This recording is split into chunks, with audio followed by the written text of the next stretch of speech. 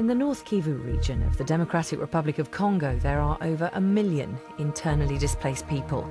At least half shelter with local families, the others in camps managed by UNHCR. Now on BBC World News, life in Limbo. Around 16 million people globally have fled conflict to find sanctuary in another state. They are refugees. But there's a lesser-known group of dispossessed. More than twice the number of refugees. These people are also displaced by war or persecution, but remain inside the borders of their own country. If you are a refugee, you are protected by international law. But if you are an internally displaced, you are under the authority of your own state, of your own government. That can be part of the problem. In the Democratic Republic of the Congo, conflict has displaced 1.5 million of its people. Many have experienced the horrors of war.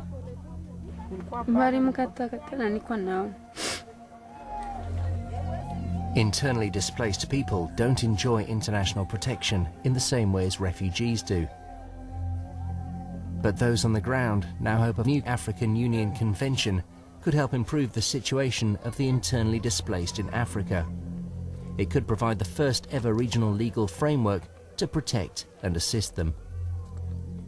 It's time that from these discussions, which I think are very well-meaning, there should also be very well-meaning actions. Africa is the continent most burdened by the weight of internal displacement. Massive populations living in limbo represent a tremendous waste of human potential, as millions reach adulthood with little or no education. In Geneva, at the headquarters of the United Nations High Commissioner for Refugees, the problem of internal displacement has been a growing concern. It's true that many states make a huge effort to guarantee their citizens that are displaced the same rights that all other citizens have, and I think we should recognize that. But there are some situations in which people really suffer very dramatic violations of their human rights. And we believe that we need to have enhanced forms of international cooperation to find ways to respond to the needs of people.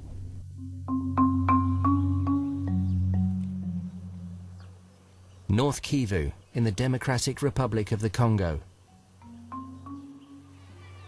Nearly 1 million people have fled civil war in this province alone.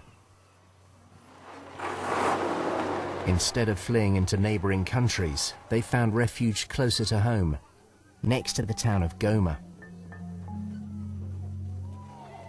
The heads of state of the African Union have now signed a convention which aims at establishing a regional legal framework for internally displaced people in Africa. So will these new arrivals at the Mugunga camps enjoy the protection that they need? The Mugunga camps were established from 2006 when we had a high influx of internally displaced people fleeing from different areas in North Kivu province. At that time we were talking hundreds arriving on a daily basis, and then we established Mugunga 1 and later on we had Mugunga 2. And in total all the camps in Goma had at least 140,000 internally displaced people who had fled as a result of the conflict. The main battles raged between the militia CNDP and the rebel FDLR, many of whom allegedly led the Rwandan genocide in 1994, then fled across the border into the Congo.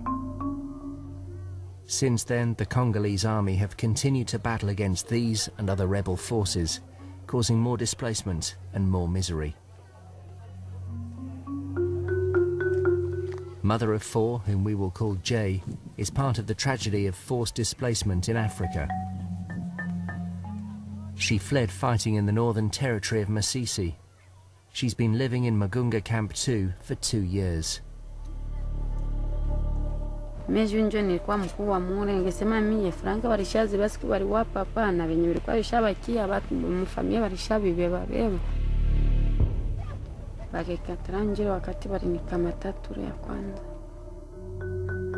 When peace came, she later married and had 3 children. The militia returned, abducting Jay and her husband.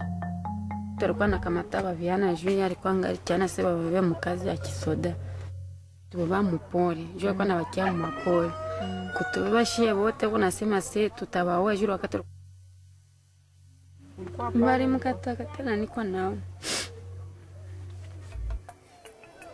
Sadly, most of these people have similarly tragic stories to tell. Since Jay's arrival at the camp 2 years ago, the population has exploded.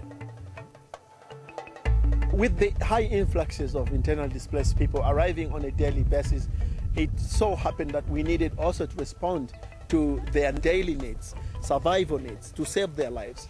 And that means providing them with food, sanitation facilities, health centers within the camps, water services, also providing them with security services. This needs a lot of organization, a lot of interagency planning between the different UN agencies and the international NGOs, and including the government itself.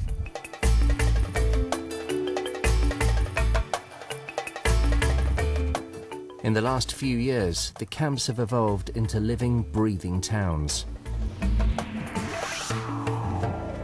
From mosques to playgrounds, cafes, hair salons and markets, the displaced have developed their own homes and communities.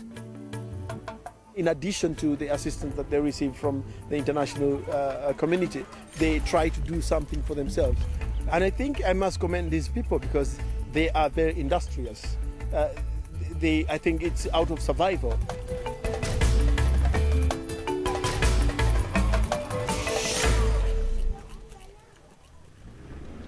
The Norwegian Refugee Council manages the day-to-day running of the camps on behalf of the UN. As well as looking after their basic physical needs, they ensure that the different communities amongst the 60-odd thousand residents live peacefully alongside each other.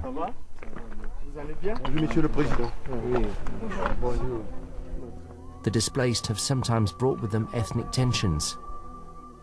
This is being tackled by grassroots democracy. There are systems put in place to elect president of the camp and vice president. There are also different commissions set up for water, for women and so on. And that is one of the ambitions here. More and more of the activities in the camp should be taken over by the displaced. And that is also empowering them. In some sense, that will also reduce the conflicts. Security in the camp is perhaps the biggest issue. As the UN's peacekeeping force patrols overhead, government police on the ground are responsible for enforcing law and order. Security has been one of the major concerns of the entire community and UNHCR as the protection lead agency. We try to keep the camps free of armed soldiers as well. And sometimes it has happened that the soldiers have invaded the camp and looted the camp and fired shots in the air. Military personnel now have to leave their weapons at the gate. Every new arrival is registered, their identity logged, to ensure armed militia can't infiltrate the camps. In spite of the security, some women like Jay are still vulnerable.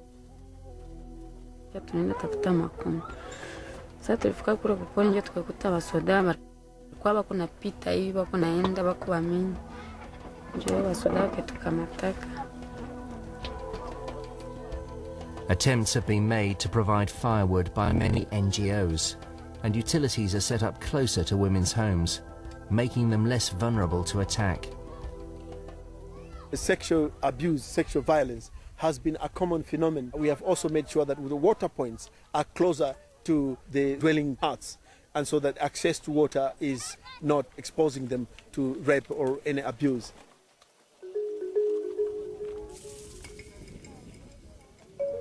Aid organizations such as Women for Women have provided counseling for trauma victims like Jay. La majorité des femmes qui ont vécu cette situation ne parlent pas. Pour le moment, on a une vingtaine de femmes qui viennent nous dire, mais par rapport à 1000 femmes que nous encadrons cette année, c'est minime.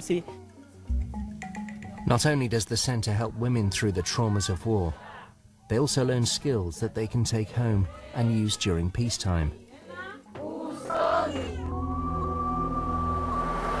The African Convention on Internal Displacement promises to improve the protection of women. The UN High Commissioner for Refugees believes that this will reinforce governments' commitment to helping their internally displaced people. After the Iraq War, there was a re-emergence of national sovereignty as the key element in international relations. And what we have witnessed is that in some circumstances, it has been very difficult for humanitarian agencies, for instance, to be able to deliver protection or assistance to people because access is not granted to them. I hope this African instrument will be a pioneer one, and I hope this will make people understand that the first element of the national sovereignty is exactly the responsibility to guarantee the rights of the people of the state. Others on the ground hope that the new convention will result in giving the Congo the greater stability that it needs by reducing the problems of displacement. But those on the ground now hope a new African Union convention could help improve the situation of the internally displaced in Africa. It could provide the first ever regional legal framework to protect and assist them. It's time that from these discussions, which I think are very well-meaning, there should also be very well-meaning actions. Africa is the continent most burdened by the weight of internal displacement. Massive populations living in limbo represent a tremendous waste of human potential, as millions reach adulthood with little or no education. In Geneva, at the headquarters of the United Of your own government, that can be part of the problem.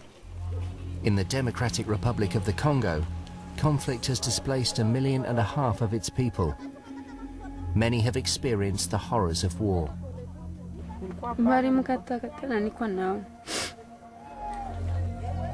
Internally displaced people don't enjoy international protection in the same way as refugees do.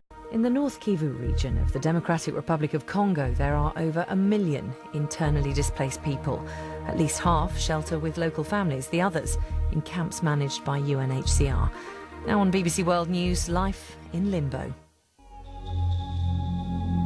Around 16 million people globally have fled conflict to find sanctuary in another state. They are refugees. But there's a lesser-known group of dispossessed.